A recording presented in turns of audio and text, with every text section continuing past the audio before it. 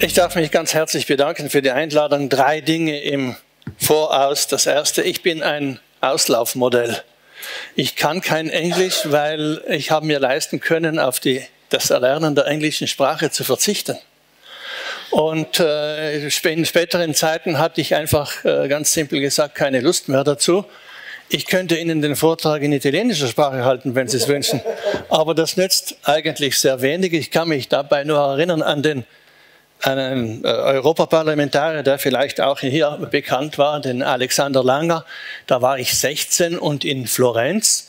Und der musste einen Vortrag halten über Rechtskunde und hat gesehen, dass in der Aula deutschsprachige und italienischsprachige sitzen und hat dann aus dem Stegreif das Ganze in Latein gehalten mit dem Resultat, dass niemand mehr etwas verstanden hat. Das Zweite ist, ich brauche das Headset, weil Sie sehen, ich brauche die Hände. Meine Hände müssen frei sein. Ich bin ja Südtiroler und als Südtiroler leben wir zwischen oder am Grenzgebiet von 2 Nationen, dem germanischen Kreis und dem romanischen Kreis, also Römer und Germanen. Und wir sind in gewisser Weise eine Kombination. Das heißt also eine Kombination aus diesen beiden Bereichen. Und wir haben uns, so glaube ich zumindest, von allen ein bisschen etwas herausgezupft. Auch vom Norden die Genauigkeit, die Verlässlichkeit. Vom Süden sicherlich also das Essen, das Dolce Far Niente und so weiter. Das heißt also, wir haben uns beide Seiten ein bisschen zugutekommen lassen. Und das mit den Händen, das kommt sicherlich aus dem Süden. Das Dritte: Ich bin nicht Arzt, ich bin Psychologe, das werden Sie dann auch merken, und ich beschäftige mich hauptsächlich mit der Organisation der Fortbildung von Ärzten. Haben wir auch einen Pointer? Oh, super. Du musst den Laden noch. Er lädt ihn noch.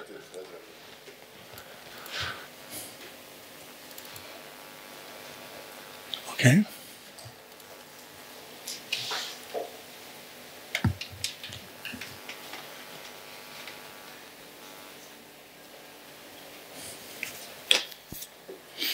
Ja, das wird bald sein.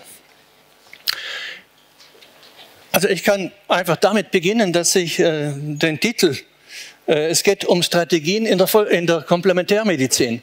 Und zuerst einmal also 2 Dinge, die vielleicht wichtig sind. Was verstehe ich unter Komplementärmedizin? Komplementärmedizin unterscheidet sich für mich von der sogenannten Alternativmedizin, dass sie eben nicht alternativ ist, nicht alter ist, also etwas anderes ist, etwas Gegenteiliges ist, sondern ein Komplement dazu, das heißt also eine Ergänzung zur Medizin ist. Das ist das eine, was für mich wichtig ist. Das zweite, was wichtig ist, ist, ich habe den Titel Strategie gewählt, und zwar deshalb, das ist ja eigentlich ein streng militärischer Begriff, das heißt zu Deutsch oder übersetzt, auf Deutsch heißt das so viel wie Feldherrenkunst. Das heißt also im Wesentlichen, wie komme ich von A nach B, auch wenn jemand dazwischen ist, der mir diesen Weg verweigern möchte. Und beginnen möchte ich damit, dass ich Ihnen ein wenig erzähle, wie wir das in Südtirol gemacht haben. Wir haben im Jahre 2010 eine Abteilung eröffnet der Komplementärmedizin, und dazu muss man zuerst einmal wissen, dass das Kassensystem in Südtirol oder in Italien vollkommen anders ist als in Deutschland. Das heißt also, in Italien ist es so, dass jeder einzelne in Italien Geborene bereits voll versichert ist und über die Steuern, Prozentanteile von den Steuern, wird das gesamte Gesundheitswesen bezahlt. Und wir haben es geschafft, in Südtirol, in Meran, die erste Abteilung für Komplementärmedizin in Gesamtitalien zu eröffnen im Jahr 2010. Und zwar ist es so, dass diese Abteilung vom Staat bezahlt wird. Das heißt, sie ist innerhalb eines regulären Krankenhauses in Meran. Das war also ein Durchbruch, der ganz gewaltig war. Nachdem der Nick ein Freund von uns ist, war er natürlich als Chefarzt auch mit dabei. Daneben sehen Sie Dr. Düle, den ersten Chefarzt. Welche Strategie haben wir angewandt? Das ist nicht so einfach. Sie müssen zuerst einmal davon ausgehen, dass mehrere Komponenten mitspielen müssen. Das heißt, also, es reicht nicht, dass Sie etwas wollen und dass das etwas richtig und wichtig ist, oder dass etwas wahr ist. Das ist eigentlich in dem Moment, wo die Politik mit dabei ist, vollkommen wurscht. Es geht nicht darum, was wahr und richtig ist, sondern es geht darum, wie kann ich das durchsetzen, wie kann ich das Interesse bei den Entscheidungsträgern wecken. Und wenn Sie dieses Prinzip nicht befolgen, dann können Sie 20 Mal recht haben und das nützt Ihnen gar nichts. Also das war also unser Prinzip. Wir haben also dann eine Abteilung aufgebaut mit der Politik. Wir haben, Gott sei Dank, sage ich in diesem Moment, keine Universität in Bozen, keine medizinische Fakultät, sonst müsste man die unbedingt mit einbinden. Aber nachdem wir keine haben, haben wir die natürlich auch nicht einbinden müssen.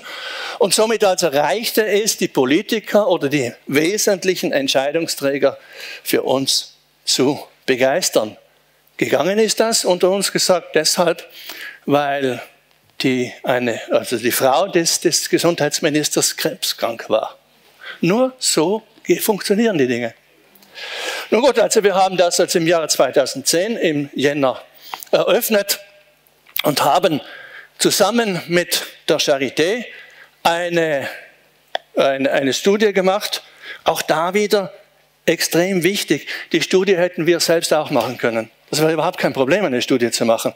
Nur wenn wir selbst oder sonst jemand die Studie macht, dann hat die absolut keinen Wert. Ja, die ist zwar wahr und richtig, aber sie hat keinen Wert. Also müssen Sie hergehen und mit jemandem zusammenarbeiten, mit jemandem kooperieren. Und das war die Frau Professor Witt. Kooperieren, damit eben danach diese Studie auch anerkannt wird und werden kann. Also die Studie zu Brustkrebs und Komplementärmedizin. Und tatsächlich haben wir dann also auch aus Kanada einen Preis dafür bekommen. Das heißt, also, sie wurde öffentlich und weltweit anerkannt. Gut, was haben wir dort gemacht? Was wir dort gemacht haben, ist im Wesentlichen, wir hatten zwar ein Protokoll, was ist zu tun, aber im Wesentlichen war das also ein Gemisch aus verschiedenen komplementärmedizinischen Bereichen. Ich würde an erster Stelle nennen, also die Orthomolekularmedizin, das war also sicherlich das Allerwichtigste dabei, also Mikrobiomforschung und so weiter. Das zweite war also Akupunktur, dann die Phytotherapie, die Homöopathie, die Osteopathie und auch die Hypothermie. Das heißt, es war so ein Paket an Maßnahmen, die durch die Studie dann so das Ergebnis brachten, dass man sagen konnte, das Ding nützt.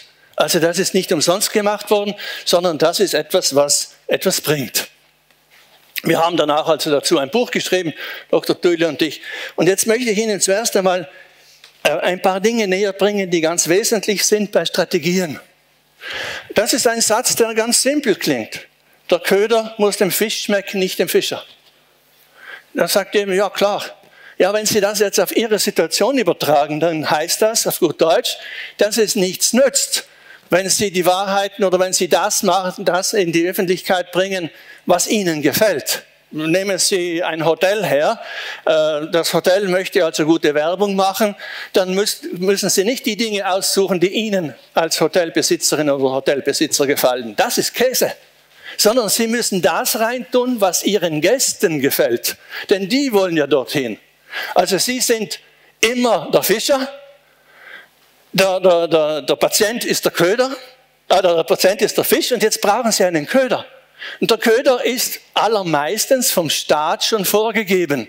Das heißt also, Sie müssen bestimmte Therapien in Anspruch nehmen, fertig. Das ist also ein per Gesetz festgelegter Köder. Wenn Sie diesen Köder jetzt also wechseln, dann brauchen Sie etwas Attraktives, aber für den Fisch Attraktives, nicht für Sie. Und das wird häufig verwechselt.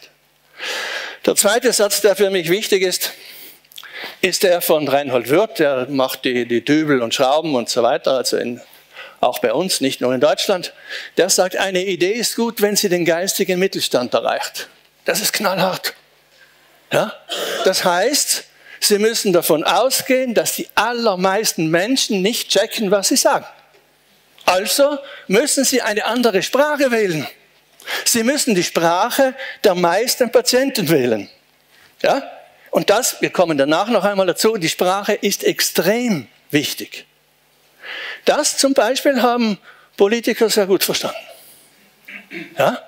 Warum? Weil sie genau, also derjenige Politiker oder die Politikerin, die gewählt werden, die wissen genau, wie sie mit den Kreuzelmachern umzugehen haben. Ja? Und wenn die Mehrheit so ist, wie Reinhold Wirth das beschrieben hat, dann müssen sie auf dieses Niveau hin.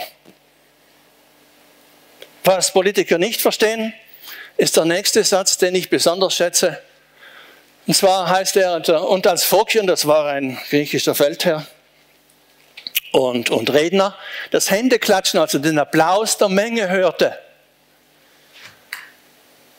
fragt er sich, was er falsch gemacht habe. Das ist die erste Konsequenz und logische Konsequenz aus dem vorher Gesagten. Und jetzt, das ist natürlich kein Satz für Politiker, das ist klar, denn das werden die nie und nimmer verstehen.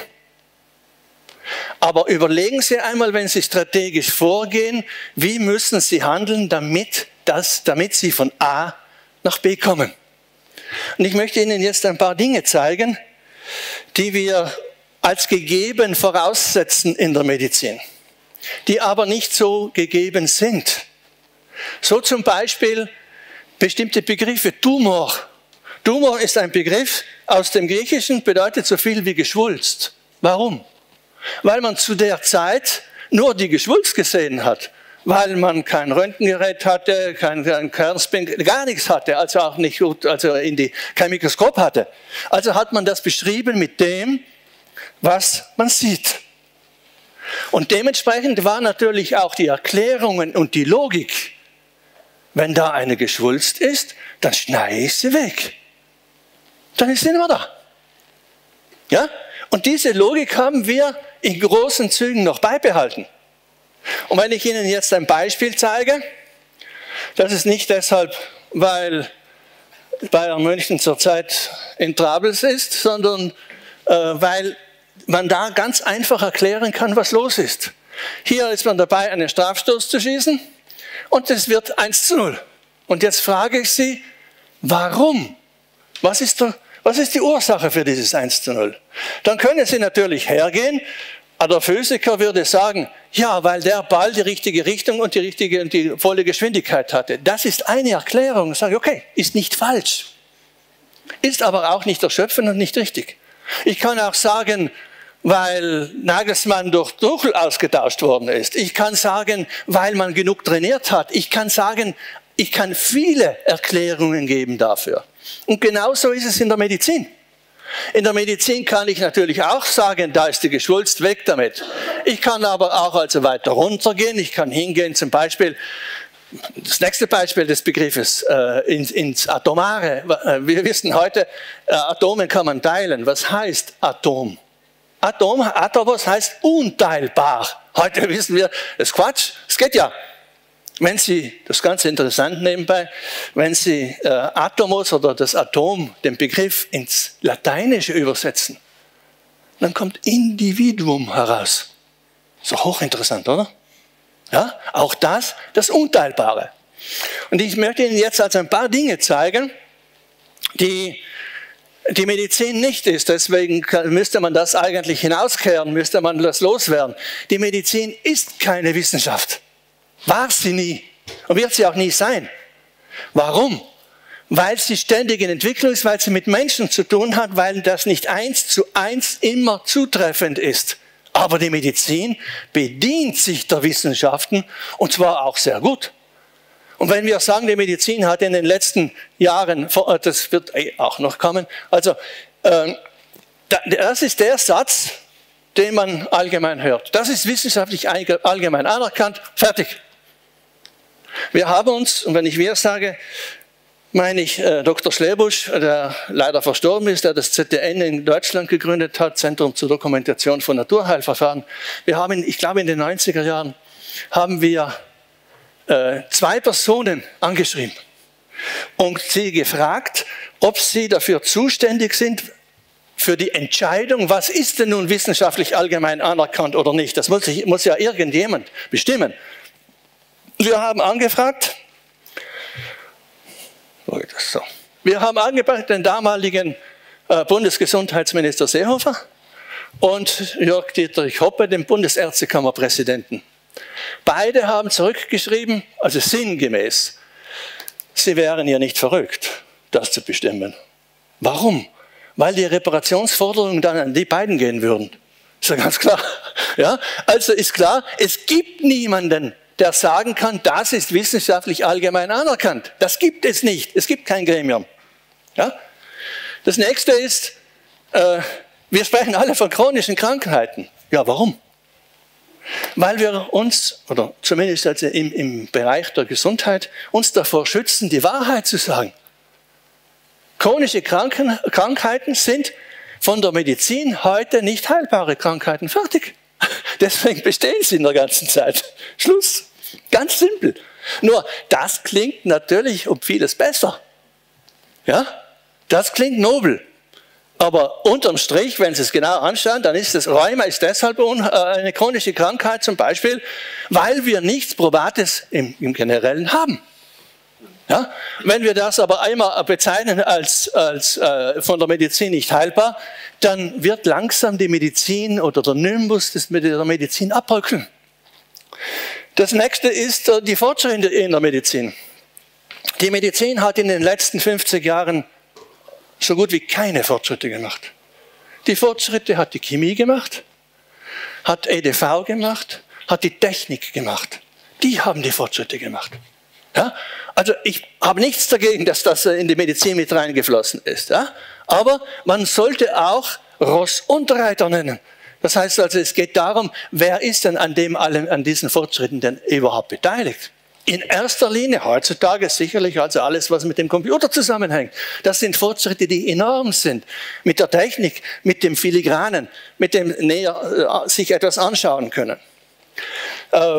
Oder ein weiterer Satz, das Evidence-Based Medicine, dieses E steht nicht für Economy. Die Medizin beweist nicht die Wirkung. Die Medizin beweist die Wirksamkeit. Und das ist ein Riesenunterschied. Weil die Wirksamkeit bezieht sich auf das Gesamte, auf das Durchschnittliche, bezieht sich aber nicht auf den einzelnen Menschen. Und dem Einzelnen ist das eigentlich vollkommen wurscht. Ob jetzt 95% geheilt werden können bei einer Krankheit oder nicht. Denn wenn Sie hingehen zum Patienten und sagen, machen Sie sich keine Sorgen, 95% werden geheilt, dann rechnet sich der zu den 5%, nicht zu den 95%. Ja? Weil er Angst hat. Und wenn ich Angst habe, dann sehe ich das Negative und nicht das Positive. Somit ist also klar, dass also die evidenzbasierte Medizin zielt auf das Allgemeine, auf den Durchschnitt. Und die Komplementärmedizin zielt auf das Individuelle. Jetzt haben Sie den Begriff hier wieder, auf das Individuum. Und das ist eine ganz andere Medizin, das ist ein ganz anderer Ansatz, wenn es auch wahr ist, dass die offizielle Medizin Riesiges geleistet hat. Das möchte ich überhaupt gar nicht angreifen, das ist schon klar. Aber eben nicht ausreichend, deswegen braucht es das Komplementäre. Was müssen wir tun, worauf müssen wir achten? Das Erste ist sicherlich, dass wir uns darauf beziehen, dass wir etwas wachsen lassen müssen. Wir können nichts zerreißen in diesem Leben. Es wird nichts von heute auf morgen. Es braucht alles seine Zeit. Ich muss am Ball bleiben, ich muss etwas tun, aber es braucht alles seine Zeit. Und eines der wichtigsten Dinge, das haben wir ja in der Zeit der Pandemie gesehen, was ist das Wichtigste? Wiederholen, ständig. Dann fangen die Leute an, das auch zu glauben, was gesagt worden ist, egal was sie sagen. Sie brauchen es nur zu wiederholen, wiederholen, wiederholen, wiederholen. Das ist eine Gebetsmühle. Ja? Gebetsmühlartig wiederholen und dann wird es geglaubt. Dasselbe ist der Rosenkranz. Ein Rosenkranz besteht im Wesentlichen aus 50 Ave Maria. Und jetzt sage ich einmal, wenn Sie das erste Ave Maria, das Sie hier beten, gecheckt haben, dann könnten Sie sich eigentlich die restlichen 49 sparen. Ja? Wenn Sie das erste nicht gecheckt haben, wird es nicht sehr viel Sinn bringen, 49 Mal zu wiederholen. Also geht der Rosenkranz nicht in den Kopf, sondern der Rosenkranz geht in den Bauch. Jemand, der den Rosenkranz nicht leiert, muss zu Hause bleiben. Ich muss ihn leiern, weil ich dann die Monotonie hineinbekomme. Und über die Monotonie fange ich anders an zu denken. Ja, das ist halt wie es bei der Musik. Ich komme also an ganz andere Ebenen im Menschen heran, wenn ich das befolge. Wenn ich das aber nur streng mache, ja, und genau betone und schön spreche, dann ist der Rosenkranz umsonst und können Sie ihn weglegen. Was wir viel zu wenig tun, ist zum Beispiel die Welt der Farben zu nutzen. Ich mache Ihnen 2 Beispiele. Das ist ein ganz normales Blutbild. Das bekommt der Patient ja auch mit. Ja? Versteht gar nichts. Das schaut, wie viele Sternchen sind da. Ja? Ich nenne sie immer Treffer. Klingt positiver. Aber wenn Sie das so machen, zum Beispiel, so wie das die Firma Biovis macht, da kann ich mir sofort etwas vorstellen. Da habe ich Farbe drinnen, da weiß, hoppla, da bin ich da, da bin ich da, da bin ich da, da weiß ich, also bin ich im grünen Bereich, bin ich im gelben Bereich, wie vor einer Ampel. Und somit ist also auch das Wichtige in der gesamten Geschichte, dem Patienten einen Überblick zu geben, den er nachvollziehen kann, den er verstehen kann. Und da geht es in erster Linie, und ich nehme jetzt einen Bereich heraus, weil das für mich der wichtigste Bereich in der Zukunft werden wird, nämlich die Mikrobiomforschung.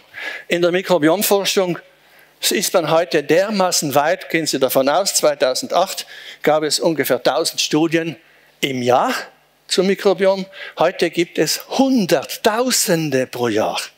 Hochinteressante. Es gibt keine Krankheit, auch keine psychische Krankheit, die Sie nicht im Darm nachweisen können. Ja? Sie können jede Krankheit im Darm nachweisen und mit unterstützend behandeln. Und das wird man sehr leicht verstehen, solche Dinge, wenn Sie mit Bildern arbeiten. Bilder zeigen ist extrem wichtig in der Strategie. Das ist ein Bild, das ist eine mittelbare Erklärung. Das ist ein anderes Bild, das ist eine unmittelbare Erklärung. Das verstehe ich sofort. Ja? Das sind also Infrarotaufnahmen, Firma Zeiss, glaube ich, kann man also diese Aufnahmen machen. Und wenn Sie jetzt zum Beispiel hier eine Nadel setzen und sich die Farben sofort verändern, dann haben Sie als Patient, das können Sie ja vor sich sehen, sofort gecheckt, die Nadel nützt was. Die bringt was. Wir haben das gemacht mit Rauchern. Ja? Also die Hände gefilmt, dann einen Zug machen, dann sehen Sie, wie die Farbe rausgeht aus den Fingern. Da können Sie 20 Jahre lang reden, wie ungesund das ist. Wenn Sie das sehen, dann legen Sie die Zigarette zumindest jetzt einmal zur Seite, weil Sie Angst bekommen. Also Sie sagen, Moment, was mache ich denn da überhaupt mit mir? Ja? Was noch extrem wichtig ist, verständlich sprechen. Das ist nicht klar in der Medizin. Die Medizin ist ja verfolgt worden. Und die Medizin hat sich so etwas wie eine Geheimsprache aufgebaut. Ja? Vor 200, 300 Jahren. Warum? Weil sie nicht kontrolliert werden wollte. Ja? Also Sezieren war ja bei Todesstrafe verboten. Das hat man, Leonardo da Vinci hat das im Keller gemacht und so weiter. Ja? Also ich muss erst, wenn ich zum Beispiel sage, Ihr Befund ist negativ, dann das ist eine Keule. Das haut mich um. Ja, obwohl das natürlich als ein positiver Befund ist für den. Ja? Und was Sie ernten ist, wenn Sie das sagen, ist ein solches Gesicht. Ja klar, ja? Das ist negativ. Ah, super. Ja? Also Sie sehen also, wie wichtig die Sprache ist. Ich kann natürlich auch hergehen und sagen, Sie leiden unter Psalm 38,18 oder unter R52,9. Sie werden es verstehen, vielleicht den Psalm nicht, aber das R52,9 werden Sie verstehen, weil das ist ein diffuser Schmerz. Ja? Im Psalm heißt es aber, denn ich bin dem Fall nahe und mein Schmerz ist immer vor mir. Sie sehen also, wie wichtig es ist, also eine Sprache, auf die Sprache zu achten und sie in den Mittelpunkt zu stellen. Das Allerwichtigste aber, das Allerwichtigste von diesen Dingen ist, dass Sie sich Zeit nehmen. Denn das hat Ihr Patient, Ihre Patientin verdient. Ich bedanke mich.